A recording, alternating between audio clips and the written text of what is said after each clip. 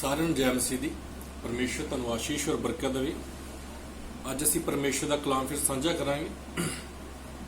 ਅੱਜ ਅਸੀਂ ਚਰਚਾ ਕਰਾਂਗੇ ਇੱਕ ਵਿਸ਼ੇ ਤੇ ਜੋ ਕਿ ਇੱਕ ਲੜਾਈ ਆ, ਜੋ ਸੰਘਰਸ਼ ਆ। ਪਰ ਇਹ ਲੜਾਈ, ਇਹ ਸੰਘਰਸ਼ ਕਿਸੇ ਦੂਸਰੇ ਨਾਲ ਨਹੀਂ ਆ, ਪਰ ਇਹ ਖੁਦ ਆਪਣੇ ਆਪ ਨਾਲ ਹੈ। ਅੱਜ ਅਸੀਂ ਚਰਚਾ ਕਰਾਂਗੇ ਇਸ ਸੰਘਰਸ਼ ਬਾਰੇ, ਜੋ ਸੰਘਰਸ਼ ਜੋ ਇੱਕ ਵਿਸ਼ਵਾਸੀ ਆਪਣੇ ਜੀਵਨ ਵਿੱਚ खुद अपने नाल करता है। क्योंकि विश्वासी जो परमेश्वर विच वधन की कोशिश करता है और सब तो पहले उन्होंने अपने आप नाल लड़ना पैंदा है, क्योंकि आत्मा और शरीर दोवां विचकार एक आत्मिक युद्ध होंदा रहिंदा है। आत्मा सानू अगे वधन वास्ते कहता है, पर शरीर सानू संसारिक कामां विच लाउण वास्ते कहता है। सो असीं देखांगे अज गलातियां दी पत्री 5 अध्याय उहदा 16 और 17 पढ़ांगे। 16 विच लिखिआ है, पर मैं आखदा हां तुसीं आत्मा द्वारा चलो तां शरीर दे विषयां नूं कदे पूरा ना करोगे। क्यों जो शरीर आत्मा के विरुद्ध अते आत्मा शरीर के विरुद्ध लोचदा है, क्यों जो यह एक दूजे के विरुद्ध हैं, तां जो तुसी जो चाहुंदे हो सो ना करो। आत्मा और शरीर दोवें एक दूजे के विरुद्ध है। शरीर सानू हमेशा आत्मा के विरुद्ध उकसाउंदा है और आत्मा सानू प्रेरित करदी है। आत्मा सानू प्रेरित करता है कि असी परमेश्वर के अनुसार चलीए। और इत्थे लिखा कि पर मैं आखदा हाँ तुसी आत्मा द्वारा चलो। परमेश्वर का वचन सानू सिखाउंदा कि सानू आत्मा द्वारा चलना चाहिए। कि आत्मा सानू की सिखाउंदा है, आत्मा सानू की करने वास्ते उकसाउंदा है। क्योंकि परमेश्वर का आत्मा जो साडे अंदर आउंदा है तो सानू परमेश्वर दे वल मन लाउण ते सानू उकसाउंदा है, ना कि संसारिक चीज़ां वल। पर दूजे बन्ने शरीर साडे विच आ, असी शरीर दे विच आ और शरीर सानू उकसाउंदा है कि असी संसार दे विषयां नूं पूरा करिए। इस करके दोवां दी आपस विच एक दूसरे दे विरुद्ध लड़ाई है। ये आत्मिक जंग साडी किसे नाल नहीं है, साडे अपने आप दे नाल है। क्योंकि शरीर भी साडे कोल है और आत्मा भी साडे अंदर है। आत्मा सानू मजबूर करता है, उकसाउंदा है कि असी परमेश्वर के अनुसार चलीए, पर शरीर सानू मजबूर करता है कि असी संसारिक वस्तां ते मन लाइए। अगे लिखा कि तां शरीर के विषयां नूं कदे पूरा ना करो। अगर असी आत्मा के द्वारा चलांगे तो शरीर के विषयां कभी पूरा ना करांगे। क्यों जो शरीर आत्मा के विरुद्ध ते आत्मा शरीर के विरुद्ध लोचदा है। ये दोवें एक दूसरे के विरुद्ध लोचदे हैं, दोनों की डायरैक्शन अलग अलग आ। क्यों जो ये एक दूए के विरुद्ध हैं, तां जो तुसी जो चाहुंदे सो ना करो। जो चाहुंदे सो ना करो। इस बारे संत पौलुस ने रोमियों की पत्री विच एक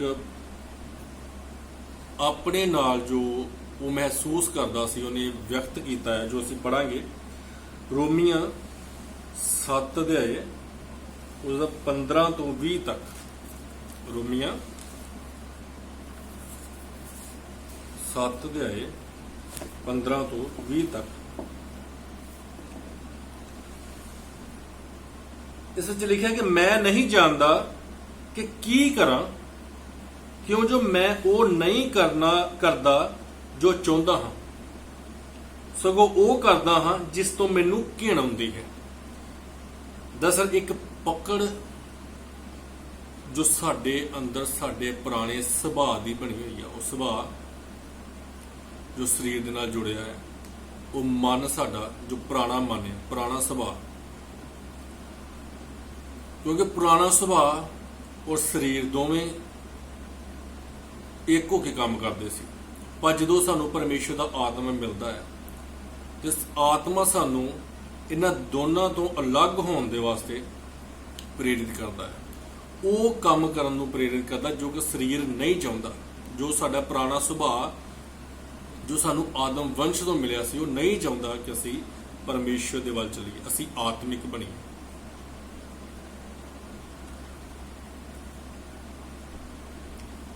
ਇਨਸਾਨ ਚੰਗਾ ਬਣਨਾ ਚਾਹੁੰਦਾ ਹੈ ਪਰ ਬਣ ਨਹੀਂ ਪਾਉਂਦਾ, ਚੰਗਾ ਕਰਨਾ ਚਾਹੁੰਦਾ ਹੈ ਪਰ ਅੰਦਰ ਕੁਝ ਨਾ ਕੁਝ ਬੁਰਾ ਹੈ ਉਹਦੇ। ਇੱਕ ਬੁਰਾਈ ਜੋ ਹਮੇਸ਼ਾ ਉਹਦੇ ਅੰਦਰ ਇੱਕ ਜਗ੍ਹਾ ਬਣਾ ਕੇ ਰੱਖਦੀ ਹੈ। ਉਹ ਕਦੀ ਨਾ ਕਦੀ ਤੁਹਾਨੂੰ ਹਰ ਵਕਤ ਉਹ ਆਤਮਾ ਦੇ ਵਿਰੁੱਧ ਤੁਹਾਨੂੰ ਲੋਚਦਾ ਰਹਿੰਦਾ ਹੈ। ਇਹ ਸੰਘਰਸ਼ ਸਾਡਾ ਲਗਾਤਾਰ ਚੱਲਦਾ ਰਹਿੰਦਾ ਹੈ। ਅੱਗੇ ਉਹਨੇ ਸੰਤ ਪੌਲੁਸ ਨੇ ਕੀ ਲਿਖਿਆ ਹੈ 15 ਵਿੱਚ, ਮੈਂ ਨਹੀਂ ਜਾਣਦਾ ਕਿ ਮੈਂ ਕੀ ਕਰਾਂ, ਕਿਉਂ ਜੋ ਮੈਂ ਉਹ ਨਹੀਂ ਕਰਦਾ ਜੋ ਚਾਹੁੰਦਾ ਹਾਂ, ਸਗੋਂ ਉਹ ਕਰਦਾ ਹਾਂ ਜਿਸ ਤੋਂ ਮੈਨੂੰ ਘਿਣ ਆਉਂਦੀ ਹੈ। ਜੋ ਮੈਂ ਕੰਮ ਨਹੀਂ ਕਰਨਾ ਚਾਹੁੰਦਾ, ਕਹਿੰਦਾ ਮੈਂ ਉਹ ਕਰਦਾ ਹਾਂ, ਕਿਉਂਕਿ ਉਹ ਕੌਣ ਕਰਦਾ? ਮੇਰਾ ਸਰੀਰ ਮੈਨੂੰ ਉਸ ਕੰਮ ਵਾਸਤੇ ਮਜਬੂਰ ਕਰਦਾ ਹੈ।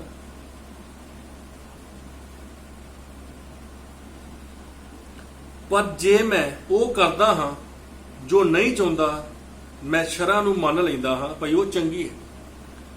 ਪਰ ਜੇ ਮੈਂ ਉਹ ਕਰਦਾ ਹਾਂ ਜੋ ਨਹੀਂ ਚਾਹੁੰਦਾ, ਫਿਰ ਕਹਿੰਦਾ ਮੈਂ ਸ਼ਰ੍ਹਾ ਨੂੰ ਮੰਨਦਾ, ਕਿਉਂਕਿ ਸ਼ਰ੍ਹਾ ਸੰਸਾਰਿਕ ਸਰੀਰਕ ਤੌਰ ਤੇ ਸੀ। ਜਦੋਂ ਪ੍ਰਭੂ ਯੀਸ਼ੂ ਮਸੀਹ ਆਏ, ਉਹਨਾਂ ਨੇ ਸ਼ਰ੍ਹਾ ਦੀ ਜਗ੍ਹਾ ਤੇ ਇੱਕ ਨਵਾਂ ਨੇਮ ਦਿੱਤਾ ਸਾਨੂੰ, ਜੋ ਕਿ ਆਤਮਿਕ ਹੈ। ਸੋ ਹੁਣ ਮੈਂ ਤਾਂ ਉਹਦੇ ਕਰਨ ਵਾਲਾ ਨਹੀਂ, ਸਗੋਂ ਪਾਪ ਹੈ ਜਿਹੜਾ ਮੇਰੇ ਵਿੱਚ ਵਸਦਾ। ਕਹਿੰਦਾ ਪਰ ਮੈਂ ਉਹ ਕੰਮ ਨਹੀਂ ਕਰਦਾ, ਪਰ ਉਹ ਕੰਮ ਕੌਣ ਕਰਦਾ ਹੈ? ਉਹ ਪਾਪ ਜੋ ਆਦਮ ਵੰਸ਼ ਤੋਂ ਮੈਨੂੰ ਮਿਲਿਆ, ਜੋ ਮੇਰੇ ਵਿੱਚ ਹਲੇ ਵੀ ਕਿਤੇ ਨਾ ਕਿਤੇ ਹੈਗਾ। ਅਸੀਂ ਇੱਕ ਚੀਜ਼ ਇਮੇਜਿਨ ਕਰ ਸਕਦੇ ਹਾਂ ਕਿ ਜਦੋਂ ਅਸੀਂ ਕੋਈ ਚੀਜ਼ ਦੇਖੀ ਆ, ਜਿਹੜੀਆਂ ਚੀਜ਼ਾਂ ਅਸੀਂ ਪਹਿਲੋਂ ਦੇਖੀਆਂ, ਜੋ ਅਸੀਂ ਮਸੀਹ ਦੇ ਵਿੱਚ ਆਉਣ ਤੋਂ ਪਹਿਲੋਂ ਕੀਤੀਆਂ, ਉਹ ਕਿਤੇ ਨਾ ਕਿਤੇ ਸਾਡੇ ਦਿਮਾਗ ਦੇ ਵਿੱਚ ਸਟੋਰ ਹੋ ਕੇ ਬੈਠੀਆਂ। ਉਹ ਜਦੋਂ ਵੀ ਸਾਨੂੰ ਆਤਮਾ ਕੁਝ ਚੰਗਾ ਕਰਨ ਵਾਸਤੇ ਕਹਿੰਦਾ ਤੇ ਉਹ ਜਿਹੜੀ ਪੁਰਾਣਾ ਸੁਭਾਅ, ਪੁਰਾਣਾ ਮਨ, ਪੁਰਾਣੀਆਂ ਚੀਜ਼ਾਂ ਸਟੋਰ ਹੋ ਕੇ ਬੈਠੀਆਂ, ਉਹ ਕਿਤੇ ਨਾ ਕਿਤੇ ਸਾਨੂੰ ਦਬਾਅ ਫਿਰ ਪਾਉਂਦੀਆਂ ਕਿ ਅਸੀਂ ਆਤਮਿਕ ਚੀਜ਼ਾਂ ਵੱਲ ਧਿਆਨ ਨਾ ਲਾਈਏ। ਸੋ ਇਹ ਕਸ਼ਮਕਸ਼ ਜੋ ਲੜਾਈ ਹੈ, ਜੋ ਸੰਘਰਸ਼ ਹੈ, ਸਾਡਾ ਅੰਦਰੂਨੀ ਤੌਰ ਤੇ ਹੁੰਦਾ ਰਹਿੰਦਾ ਹੈ। ਤੋ ਇੱਕ ਵਿਸ਼ਵਾਸੀ ਦੇ ਨਾਲ ਇਹ ਹਮੇਸ਼ਾ ਆਮ ਤੌਰ ਤੇ ਹੁੰਦਾ ਹੈ, ਕਿਉਂਕਿ ਸੰਤ ਪੌਲੁਸ ਜੋ ਉਹਨਾਂ ਦਾ ਇੱਕ ਜੋ ਲੈਵਲ ਹੈ, ਆਤਮਿਕ ਲੈਵਲ, ਬਹੁਤ ਉੱਚਾ ਸੀ। ਪਰ ਫਿਰ ਵੀ ਉਹ ਕਿਤੇ ਨਾ ਕਿਤੇ ਦੱਸਦੇ ਆ, ਉਹਨਾਂ ਨੇ ਇਹ ਚੀਜ਼ ਨੂੰ ਮਹਿਸੂਸ ਕੀਤਾ ਕਿ ਕਿਤੇ ਨਾ ਕਿਤੇ ਇਹ ਚੀਜ਼ ਇੱਕ ਵਿਸ਼ਵਾਸੀ ਦੇ ਮਨ ਦੇ ਅੰਦਰ ਚੱਲਦੀ ਰਹਿੰਦੀ ਹੈ। ਤੇ ਜੋ ਸੰਤ ਪੌਲੁਸ ਨੇ ਕਿਹਾ ਕਿ ਇਹ ਹਲੇ ਮੈਂ ਦੌੜ ਪੂਰੀ ਕਰਨ, ਮੈਂ ਕੋਸ਼ਿਸ਼ ਕਰਾਂਗਾ ਕਿ ਉਸ ਨਿਸ਼ਾਨੇ ਵੱਲ, ਜੋ ਮੈਂ ਨਿਸ਼ਾਨਾ ਮੈਨੂੰ ਮਿਲਿਆ ਹੈ, ਉਸ ਨਿਸ਼ਾਨੇ ਵੱਲ ਮੈਂ ਦੱਬੀ ਜਾਵਾਂ, ਉਸ ਮੈਂ ਚੱਲੀ ਜਾਵਾਂ, ਤਾਂ ਕਿ ਮੈਂ ਉਸ ਚੀਜ਼ ਨੂੰ ਹਾਸਲ ਕਰ ਲਵਾਂ। ਸੰਤ ਪੌਲੁਸ ਕੋਸ਼ਿਸ਼ ਕਰਨ ਨੂੰ ਮਹੱਤਵ ਦਿੰਦੇ ਆ। ਉਹ ਸਾਨੂੰ ਚਾਹੀਦਾ ਹੈ ਕਿ ਵਿਸ਼ਵਾਸੀ ਨੂੰ ਚਾਹੀਦਾ ਕਿ ਅਸੀਂ ਕੋਸ਼ਿਸ਼ ਕਰਦੇ ਰਹੀਏ, ਕਿਉਂਕਿ ਸਰੀਰ ਸਾਨੂੰ ਆਤਮਾ ਦੇ ਵਿਰੁੱਧ ਲੋਚਦਾ ਹੈ, ਪਰ ਅਸੀਂ ਆਤਮਾ ਦੇ ਅਨੁਸਾਰ ਚੱਲਣਾ ਹੈ, ਆਤਮਾ ਦੇ ਅਨੁਸਾਰ ਚੱਲਦੇ ਰਹਿਣਾ ਹੈ, ਔਰ ਸਰੀਰ ਦੇ ਵਿਸ਼ਿਆਂ ਵੱਲ ਧਿਆਨ ਨਹੀਂ ਦੇਣਾ। ਇਹ ਸੰਘਰਸ਼ ਵਿੱਚ ਅਸੀਂ ਆਤਮਾ ਵੱਲ ਹੋ ਕੇ ਕੰਮ ਕਰਾਂਗੇ ਤੇ ਫਿਰ ਅਸੀਂ ਅੱਗੇ ਜਾ ਸਕਦੇ ਹਾਂ। ਪਰ ਗੱਲ ਕੀ ਹੈ, ਸਾਨੂੰ ਕੋਸ਼ਿਸ਼ ਕਰਨੀ ਹੈ।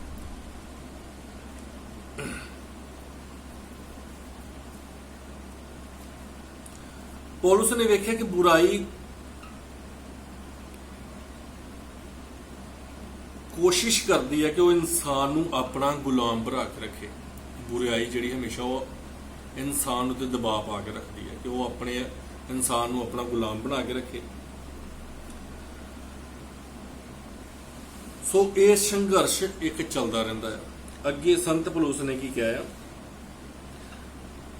ਕਹਿੰਦਾ ਉਹ ਪਾਪ ਹੈ ਜਿਹੜਾ ਮੇਰੇ ਵਿੱਚ ਵਸਦਾ ਆ, ਮੈਂ ਉਹ ਕਰਨ ਵਾਲਾ ਨਹੀਂ, ਸਗੋਂ ਪਾਪ ਹੈ ਜਿਹੜਾ ਮੇਰੇ ਵਿੱਚ ਵਸਦਾ, ਜੋ ਸਾਨੂੰ ਆਦਮ ਵੰਸ਼ ਤੋਂ ਮਿਲਿਆ ਹੈ। ਮੈਂ ਜਾਣਦਾ ਤਾਂ ਹਾਂ ਭਾਈ ਮੇਰੇ ਅੰਦਰ, ਅਰਥਾਤ ਮੇਰੇ ਸਰੀਰ ਦੇ ਅੰਦਰ ਕੋਈ ਭਲੀ ਗੱਲ ਨਹੀਂ ਹੈ। ਸੰਤ ਪੌਲੁਸ ਕਹਿੰਦੇ ਕਿ ਮੈਂ ਆਪਣੇ ਸਰੀਰ ਤੋਂ ਇੱਕ ਭਲਾ ਕੰਮ, ਆਪਣੇ ਸਰੀਰ ਵਿੱਚ ਕੋਈ ਭਲੀ ਚੀਜ਼ ਨਹੀਂ ਵੇਖਦਾ ਕਿ ਜਿਸ ਤੋਂ ਮੈਂ ਭਲਾ ਕਰਾਂ।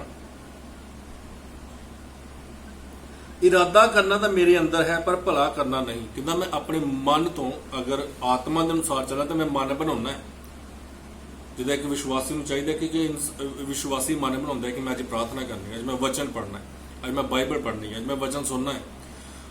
ਪਰ ਹੁੰਦਾ ਕੀ ਹੈ, ਸਰੀਰ ਉਹਨੂੰ ਅਲਾਉ ਨਹੀਂ ਕਰਦਾ, ਸਰੀਰ ਉਸ ਤੋਂ ਉਲਟ ਚੱਲਦਾ ਹੈ ਔਰ ਉਸ ਨੂੰ ਦਬਾਅ ਪਾਉਂਦਾ ਹੈ ਕਿ ਨਹੀਂ ਤੂੰ ਥੱਕ ਗਿਆ, ਰੈਸਟ ਕਰ ਲੈ, ਵਚਨ ਪੜ੍ਹਨ ਦਾ ਸਮਾਂ ਨਹੀਂ, ਤੈਨੂੰ ਉਹ ਸਰੀਰ ਨੂੰ ਇਸ ਯੋਗ ਬਣਾਉਣ ਦੀ ਕੋਸ਼ਿਸ਼ ਕਰਦਾ ਕਿ ਉਸ ਨੂੰ ਨੀਂਦ ਆਵੇ। ਅਗਰ ਅਸੀਂ ਜੇ ਇੱਕ ਵਿਸ਼ਵਾਸੀ ਚਰਚ ਜਾਣਾ ਚਾਹੁੰਦਾ ਤਾਂ ਕੁਛ ਨਾ ਕਿਤੇ ਸਰੀਰ ਉਹਨੂੰ ਉਹਦੇ ਤੇ ਦਬਾਅ ਪਾਉਂਦਾ ਹੈ ਕਿ ਤਾਂ ਉਹ ਚਰਚ ਵਿੱਚ ਜਾਣ ਤੋਂ ਆਪਣੇ ਆਪ ਨੂੰ ਰੋਕੇ। ਇਰਾਦਾ ਕਰਨਾ ਤਾਂ ਮੇਰੇ ਅੰਦਰ ਹੈ। ਅਗਰ ਆਤਮਾ ਦੇ ਨਾਲ ਅਸੀਂ ਚੱਲਦੇ ਤਾਂ ਇਰਾਦਾ ਅਸੀਂ ਬਣਾ ਲੈਂਦੇ ਆ, ਪਰ ਬਾਈਬਲ ਵਿੱਚ ਲਿਖਿਆ ਪਰ ਭਲਾ ਕਰਨਾ ਨਹੀਂ। ਜਿਹੜੀ ਭਲਾਈ ਮੈਂ ਕਰਨਾ ਚਾਹੁੰਦਾ ਹਾਂ ਉਹ ਮੈਂ ਨਹੀਂ ਕਰਦਾ, ਸਗੋਂ ਜਿਹੜੀ ਬੁਰਾਈ ਮੈਂ ਨਹੀਂ ਚਾਹੁੰਦਾ ਸੋ ਹੀ ਕਰਦਾ। ਜਿਹੜੀ ਭਲਾਈ ਮੈਂ ਕਰਨਾ ਚਾਹੁੰਦਾ ਆ ਉਹ ਮੈਂ ਨਹੀਂ ਕਰਦਾ, ਸਗੋਂ ਬੁਰਾਈ ਜੋ ਮੈਂ ਨਹੀਂ ਕਰਨਾ ਚਾਹੁੰਦਾ ਉਹ ਮੈਂ ਕਰਦਾ। ਕਈ ਵਾਰੀ ਅਸੀਂ ਮਨ ਦੇ ਵਿੱਚ ਬੜਾ ਕੁਝ ਸੋਚਦੇ ਹਾਂ, ਨਹੀਂ ਮੈਂ ਇਦਾਂ ਕਰਨਾ, ਮੈਂ ਆਹ ਚੰਗਾ ਕੰਮ ਕਰਨਾ, ਮੈਂ ਉਹ ਕੰਮ ਕਰਨਾ, ਪਰ ਜਦੋਂ ਕੰਮ ਕਰਨ ਦਾ ਵੇਲਾ ਆਉਂਦਾ ਤੇ ਉਦੋਂ ਸਾਡੀ ਉਹ ਜਿਹੜੀ ਸੋਚ ਉੱਥੇ ਦੀ ਉੱਥੇ ਰਹਿ ਜਾਂਦੀ ਹੈ। ਸਾਡਾ ਸਰੀਰ, ਸਾਡਾ ਜਿਹੜਾ ਉਹ ਬੁਰਾਈ ਵਾਲਾ ਸੁਭਾਅ ਹੁੰਦਾ ਉਹ ਅੱਗੇ ਆ ਕੇ ਸਾਨੂੰ ਉਸ ਚੀਜ਼ ਕਰਨ ਤੋਂ ਰੋਕ ਦਿੰਦਾ ਹੈ।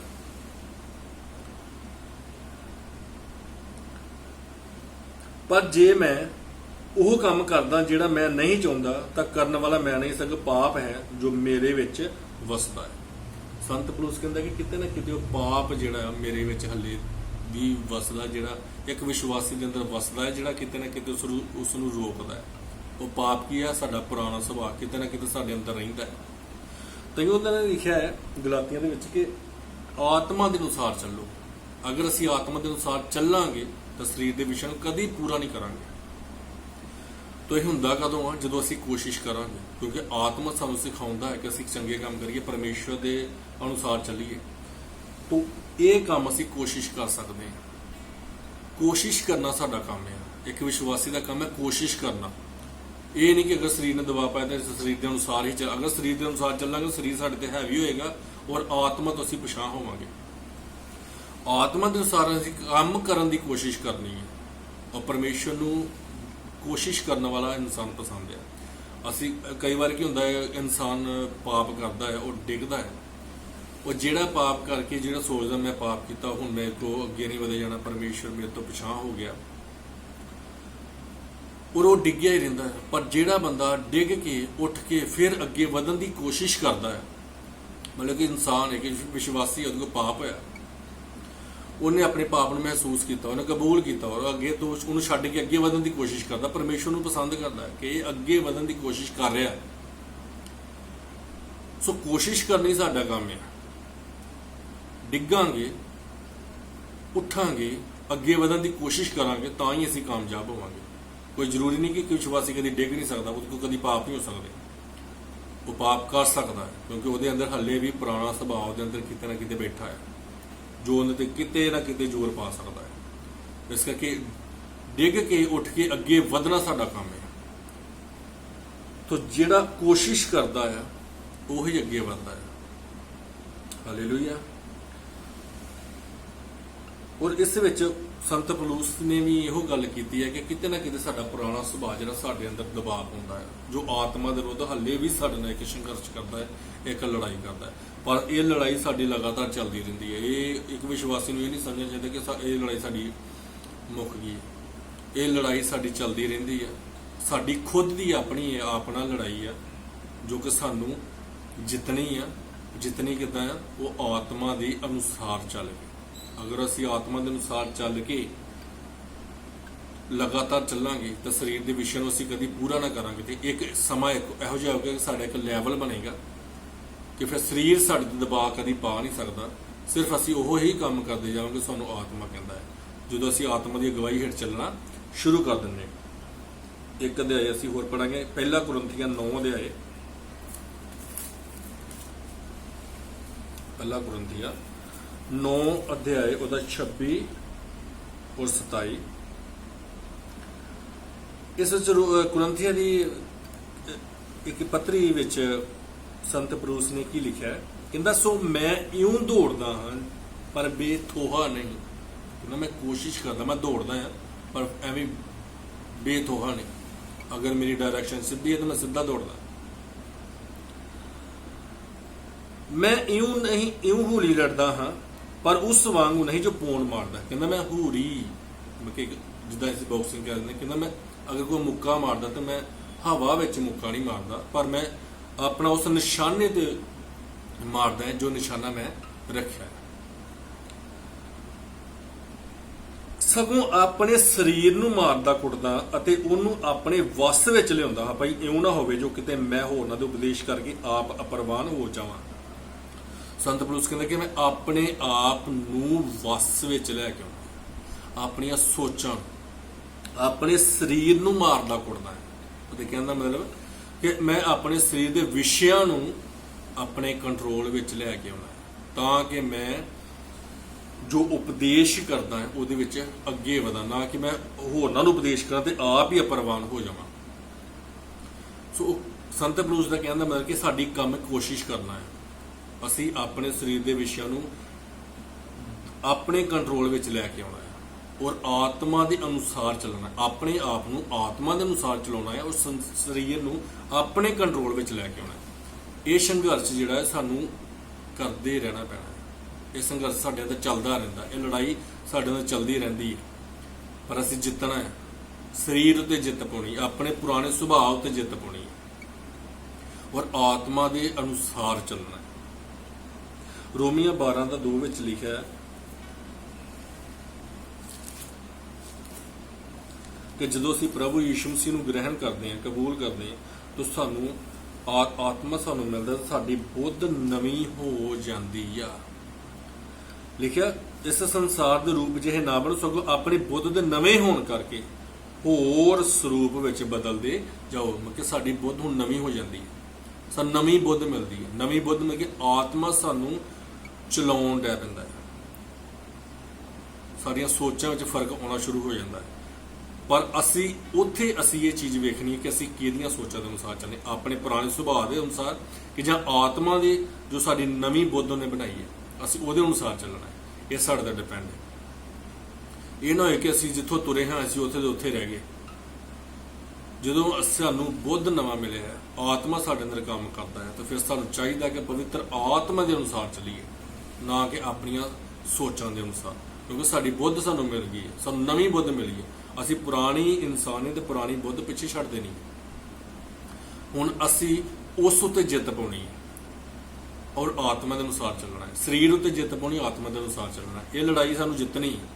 ਇਹ ਸੰਘਰਸ਼ ਚੱਲਦਾ ਹੈ, ਪਰ ਹਰ ਵਕਤ ਸਾਨੂੰ ਜਿੱਤ ਕੇ ਰੱਖਣਾ ਪੈਣਾ ਹੈ, ਕਿਉਂਕਿ ਇਹ ਲੜਾਈ ਸਾਡੀ ਲਗਾਤਾਰ ਚੱਲਦੀ ਰਹਿਣੀ ਹੈ। ਪਰ ਹਰ ਵਾਰੀ ਸਾਨੂੰ ਇਹਨਾਂ ਚੀਜ਼ਾਂ ਉੱਤੇ ਜਿੱਤ ਪ੍ਰਾਪਤ ਕਰਨੀ ਹੈ। ਤਾਂ ਇਹ ਲੜਾਈ, ਇਹ ਸੰਘਰਸ਼ ਕਿਸੇ ਨਾਲ ਨਹੀਂ ਹੈ, ਇਹ ਸਾਡੀ ਆਪਣੀ ਅੰਦਰੂਨੀ ਲੜਾਈ ਹੈ। ਇਹ ਚੀਜ਼ ਇੱਕ ਵਿਸ਼ਵਾਸੀ ਨੂੰ ਸਮਝਣੀ ਪੈਣੀ ਹੈ। ਲੂਕਾ 9:23 ਵਿੱਚ ਪ੍ਰਭੂ ਯੀਸ਼ੂ ਮਸੀਹ ਨੇ ਕਿਹਾ,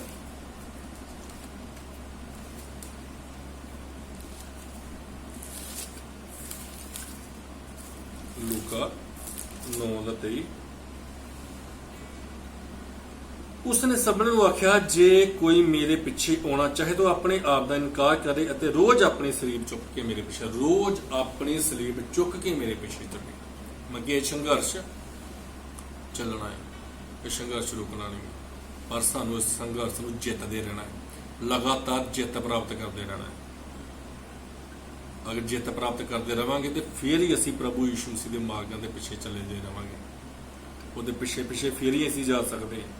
ਨਹੀਂ ਤੇ ਅਗਰ ਅਸੀਂ ਇਸ ਸੰਘਰਸ਼ ਨੂੰ ਹਾਰ ਜਾਂਦੇ ਹਾਂ ਤੇ ਫਿਰ ਅਸੀਂ ਆਪਣੀ ਸਲੀਬ ਚੁੱਕ ਕੇ ਉਹਦੇ ਮਗਰ ਨਹੀਂ ਚੱਲ ਸਕਦੇ। ਉਸਨੇ ਉਹਨਾਂ ਨੂੰ ਆਖਿਆ, ਜੋ ਕੋਈ ਮੇਰੇ ਪਿੱਛੇ ਆਉਣਾ ਚਾਹੇ ਤਾਂ ਆਪਣੇ ਆਪ ਦਾ ਇਨਕਾਰ ਕਰੇ, ਆਪਣੇ ਪੁਰਾਣੇ ਸੁਭਾਅ ਦਾ ਇਨਕਾਰ ਕਰੇ, ਆਪਣੇ ਸਰੀਰ ਦਾ ਇਨਕਾਰ ਕਰੇ, ਉਹਨਾਂ ਦੇ ਵਿਸ਼ਿਆਂ ਦਾ ਇਨਕਾਰ ਕਰੇ ਔਰ ਆਤਮਾ ਦੇ ਅਨੁਸਾਰ ਚੱਲਣ ਦੀ ਕੋਸ਼ਿਸ਼ ਕਰੇ। ਇਹ ਨਹੀਂ ਹੈ ਕਿ ਜਦੋਂ ਬੰਦਾ ਮਸੀਹ ਵਿੱਚ ਆਉਂਦਾ ਤਾਂ ਯਕਦਮ ਹੀ ਉਹਦਾ ਸੁਭਾਅ ਸਭ ਕੁਝ ਬਦਲ ਜਾਂਦਾ ਹੈ, ਨਹੀਂ, ਉਹਨੂੰ ਟਾਈਮ ਲੱਗਦਾ ਹੈ। ਪਰ ਇਹ ਚੀਜ਼ ਵੇਖਣੀ ਪੈਣੀ ਹੈ, ਆਪਣੇ ਅੰਦਰ ਝਾਤੀ ਮਾਰਨੀ ਪੈਣੀ ਕਿ ਮੈਂ ਪਹਿਲੋਂ ਕਿੱਥੇ ਹਾਂ ਤੇ ਅੱਜ ਕਿੱਥੇ ਹਾਂ। ਫਿਰ ਸਾਨੂੰ ਪਤਾ ਲੱਗੇਗਾ ਆਪਣੇ ਪਹਿਲੇ ਜੀਵਨ ਦਾ ਤੇ ਬਾਅਦ ਵਾਲੇ ਜੀਵਨ ਦਾ। ਫਿਰ ਅਸੀਂ ਸਮਝ ਸਕਦੇ ਹਾਂ ਕਿ ਅਸੀਂ ਉਸ ਸੰਘਰਸ਼ ਵਿੱਚ, ਅਸੀਂ ਉਸ ਲੜਾਈ ਵਿੱਚ ਕਿੰਨਾ ਕੁ ਜਿੱਤ ਗਏ, ਕਿੰਨਾ ਕੁ ਅੱਗੇ ਵੱਧ ਚੁੱਕੇ ਹਾਂ। ਸੋ ਅੱਜ ਦਾ ਵਿਸ਼ੇ ਇਹੋ ਹੀ ਸੀ, ਇੱਕ ਸੰਘਰਸ਼ ਹੈ ਜੋ ਸਾਡਾ ਆਪਣੇ ਆਪ ਨਾਲ ਹੈ, ਜੋ ਸਾਡਾ ਆਤਮਾ ਔਰ ਸਰੀਰ ਦੇ ਨਾਲ। ਅਸੀਂ ਆਤਮਾ ਦੇ ਅਨੁਸਾਰ ਚੱਲਣਾ ਹੈ ਔਰ ਸਰੀਰ ਨੂੰ ਆਪਣੇ ਕੰਟਰੋਲ ਵਿੱਚ ਰੱਖਣਾ, ਆਪਣੀ ਪੁਰਾਣੀ ਬੁੱਧ ਨੂੰ ਆਪਣੇ ਕੰਟਰੋਲ ਵਿੱਚ ਰੱਖਣਾ ਹੈ। ਜੋ ਪਾਪ ਸਾਡੇ ਅੰਦਰ ਹਾਲੇ ਤੱਕ ਬਣਿਆ ਹੈ ਉਸ ਨੂੰ ਆਪਣੇ ਅੰਦਰ ਕੰਟਰੋਲ ਕਰਕੇ ਰੱਖਣਾ ਹੈ। ਸੋ ਮੈਂ ਉਮੀਦ ਕਰਦਾ ਕਿ ਅੱਜ ਦਾ ਵਚਨ ਸਮਝ ਗਏ ਹੋਗੇ और अच्छा लगे तो लाइक करना और शेयर करना, ताकि इस वचन को सुन के और भी प्रभु की महिमा करन, वडियाई करन। सब नूं जय मसीह।